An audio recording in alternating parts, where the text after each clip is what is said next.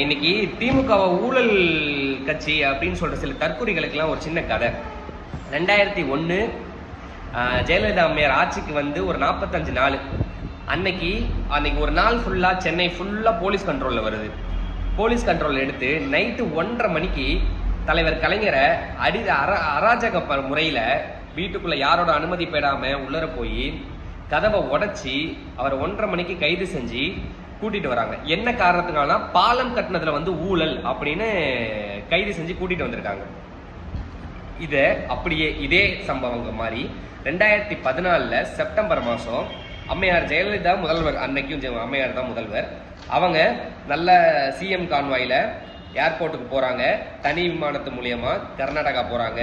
கர்நாடகா கோர்ட்ல அங்க ஹெலிகாப்டர்ல ஏறி கர்நாடகா கோர்ட்ல லேண்ட் ஆகுறாங்க. கர்நாடகா கோர்ட்ல வந்து அம்மையார் ஜெயலலிதாவை ஊழல் குற்றவாளி அப்படின்னு நிரூபிக்கப்படுது.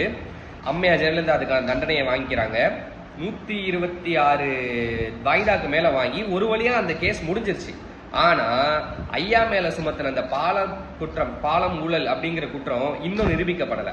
இந்த குற்றங்கள் மட்டும் இல்ல, இதுவரைக்கும் திமுக மேல என்னென்ன ஊழல் குற்றங்கள் எல்லாம் போட்டிருந்தாங்களோ, அதாவது புனைக்கப்பட்டதோ, அது எதுவுமே உண்மை இல்ல, அது எதுவுமே நிரூபிக்கப்படல.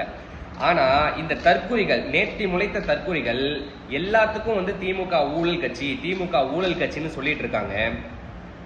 ஆனா ஊழல் கட்சியை பத்தி, அவங்க ஒரிஜினல் ஊழல் கட்சி, ஊழலின் பிறப்பிடத்தை பத்தி அவங்க இதுவரைக்கும் எதுவுமே விமர்சனம் செய்யவே இல்லை. உங்களுக்கு நான் எந்த கட்சியை சொல்றேன்னு உங்களுக்கு தெரியும். அந்த கட்சி கூட இப்ப கூட்டணி கூட அமைக்க போறாங்க. ஒரு நிரூபிக்கப்பட்ட குற்றம், ஊழல் குற்றம், அந்த கட்சியோட ஒரு தலைவர், ஒரு முன்னாள் முதலமைச்சர், அந்த கட்சி கூட இவங்க வந்து கூட்டணி அமைச்சு ஆட்சியை பிடிப்பாங்களாம். நான் வீடியோ கூட பார்த்தேன். ஐயா எடப்பாடியார் வந்து முதலமைச்சரா, இவர் வந்து துணை முதலமைச்சரா அப்படின்னு இந்த தற்குறிகள்லாம் எடிட் பண்ணி போட்டுட்டு ஏஐ மூலியமா விளையாண்டுட்டு இருக்காங்க. இவங்க ஆரம்பத்துல இருந்து எடிட்டிங்ல தான் முதல்வர் ஆகிட்டு இருக்காங்க. அது வேற விஷயம். இதெல்லாம் வந்து நடைமுறைக்கு உதவாது. நான் எதுக்கு இதை சொல்ல வரேன்னா, இப்படிப்பட்ட ஒரு அறிவாற்றல் பெற்றவங்க தான் இந்த தற்குறிகள்லாம். ஐயா எடப்பாடியாருமே எடுத்துக்கோங்களேன், அவரும் ஒன்றும் நேரடியா வந்து முதல்வர் ஆனவர் கிடையாது. நியாயமா வந்து ஐயா ஓபிஎஸ் தான் முதல்வர் ஆயிருக்கணும். ஏன்னா ஒவ்வொரு முறை அம்மையார் வந்து சிறைக்கு சென்று வரும் பொழுதும் ஓபிஎஸ் தான் முதலமைச்சராக நிரூபிச்சுட்டு போனாங்க.